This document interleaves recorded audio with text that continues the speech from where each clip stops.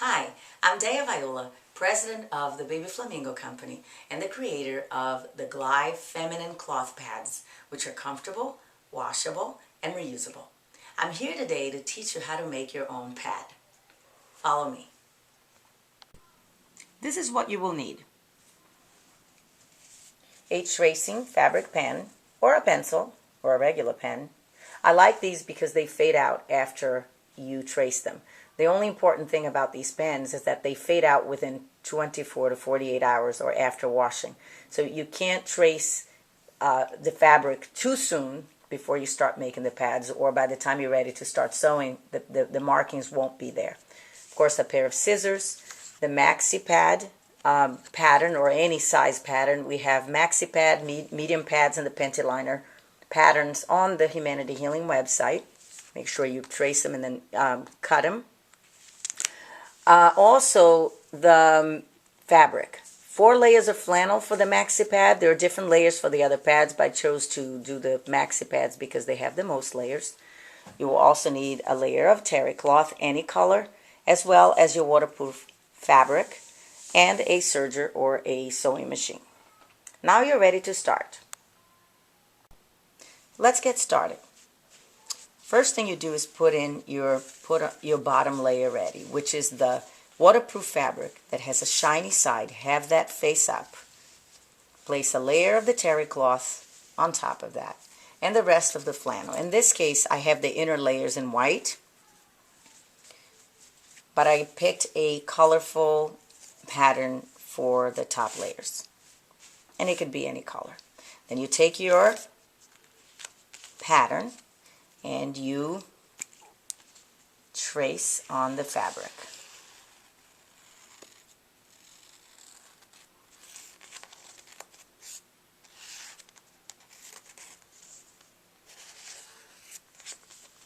Take that out. And the one thing I like to do with these, it's cut the corner that will be fed into the serger, just to get a really close start to that traced pattern. So cut a corner of your fabric all together, all the layers. Takes a little while. Here you go. And so that when you place this into the serger, you'd be ready to start very close to that line. Now I'll show you how to sew it. Okay, now we're ready to start. Lift your paddle up and take all the layers together, and where the line is, we cut this so that you're really, really close. You want to make sure that that straight line that comes down, it's centered into this. There's a tiny little hole, you can't see it, but if you ever use the serger, you want to be able to see that line in there. You drop your paddle down and you start to sew. Now this machine cuts off the excess fabric, so you see start falling down.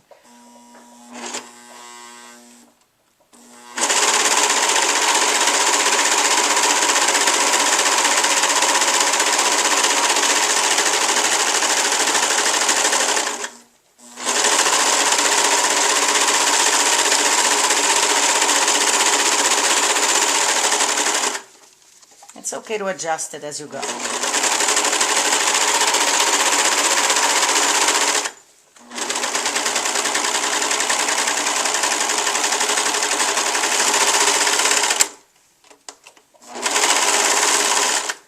You're ready to cut your thread. It may take some pulling and tugging, and it's not going to come out perfectly at first. You might have to do a couple of tries. I want to show you this because it's really important. I missed a little bit of the fabric. I went a little bit too wide. If you do that, there's no problem. Place it, lift your paddle again, and place it back. So now what we're going to do is start a little bit before that boo-boo we made over there, and we can do the curve here, and we're going to retrace our steps and fix it.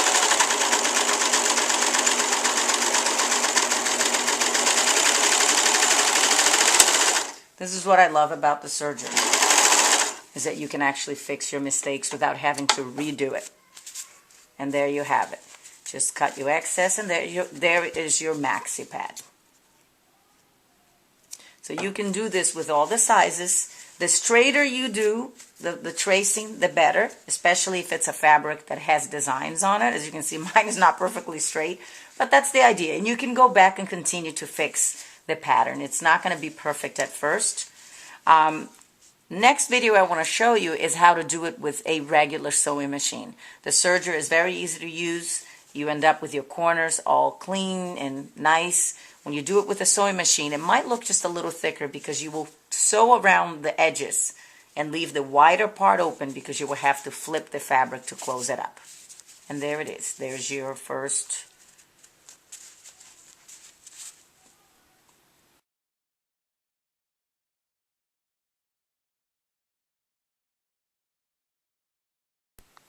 Okay, now we're here to teach you how to make your pad with a sewing machine. It's a little bit trickier because you are going to be flipping the fabric in because you don't have the ability to make the edges like you do with the serger. So we're going to basically sew it inside out, flip it, and then close it up. I wanted to show you that in this case, the top layer, and we're going to be doing the panty liner today, less layers. So with the panty liner, you take a fabric. It's only 3 layers. It's your top layer, your waterproof fabric, and your terry cloth. Okay, terry cloth goes on the bottom, underneath. Your pull fabric goes shiny side down. In this case, shiny side down, not up. And your top layer goes in backwards, where you already traced your pattern. We're going to sew as a shape of a boat. We're going to start on the corner and go around all the way around, and we're going to leave this side open and sew that last. It's not going to look as well finished, but it works. So we're ready to start. Place your, lift your foot and your needle up, and it's always easier to start with a straight line. However, in this case, we need to start with the curvy part. So we're going to start with your left side. And follow that pattern. Again, make sure that line falls in the middle of the foot where you can see it. Place your foot down. And here we go. Do your stitch back a little bit just to secure it. Go back and forth on it. You know what? I can already tell that we missed the fabric because it moved just a little bit. So if that happens, place your needle down to secure it. Gather your fabric again. You can't really make such a huge, terrible mistake on these. Pick up your foot, lower your foot again, and continue on.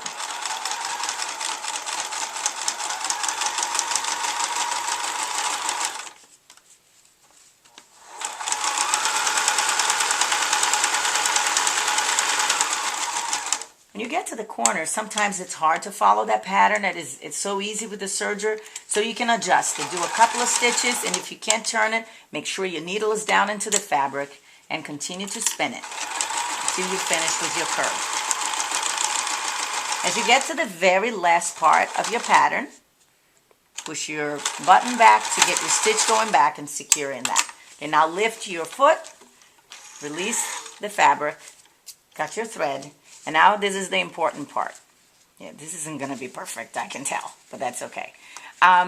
We're going to cut very closely to the pattern, but not on the thread. And I'll show you why, because we need to flip this, and you don't want to be bulky. So start by cutting your corner and go all the way around. Again, it doesn't have to be perfect.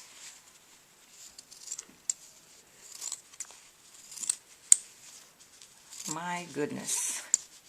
And go all the way around. Oh my gosh. Okay.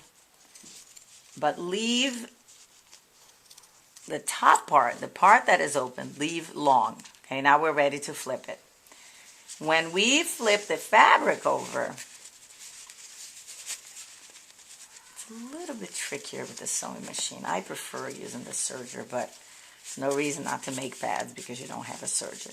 So the look of the pad will be just a little bit bulkier on the edges there. And this is again a panty liner. If you find that your panty liner is too thick, you don't have to use your terry cloth, or you can do a couple of layers of flannel instead. Okay, here we tuck the edges in. This is the tricky part that I was telling you about. You cut your, you have to tuck your corners all in, and you can pin this down.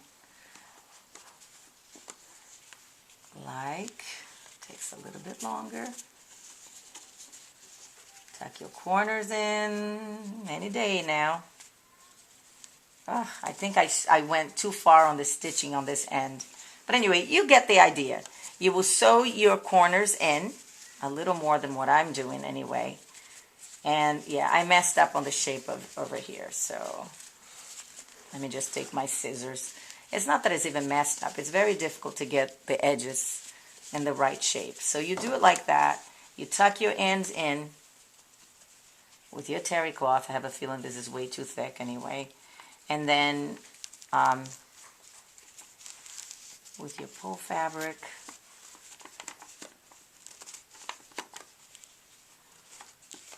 and then you would be sewing this in. In this case, it's very thick.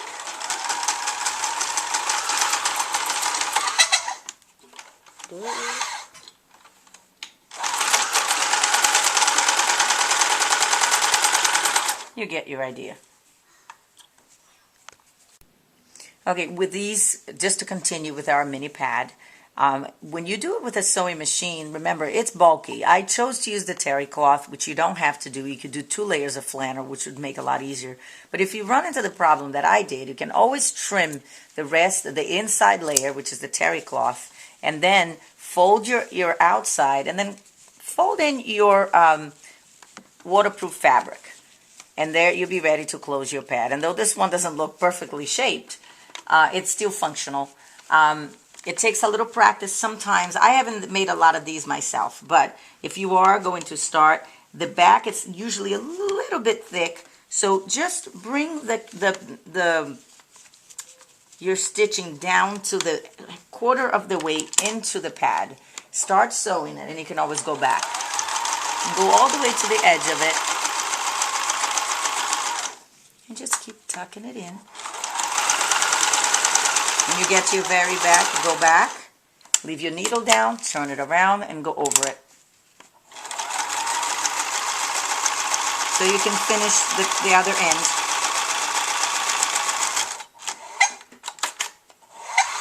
Sometimes it gets a little bit too thick, but there you have it. You get the idea. Let me just show you what it looks like. Got all your threads. You can trim it later. Again, it doesn't look as perfect as the ones on the serger, but voila, you have your mini pad.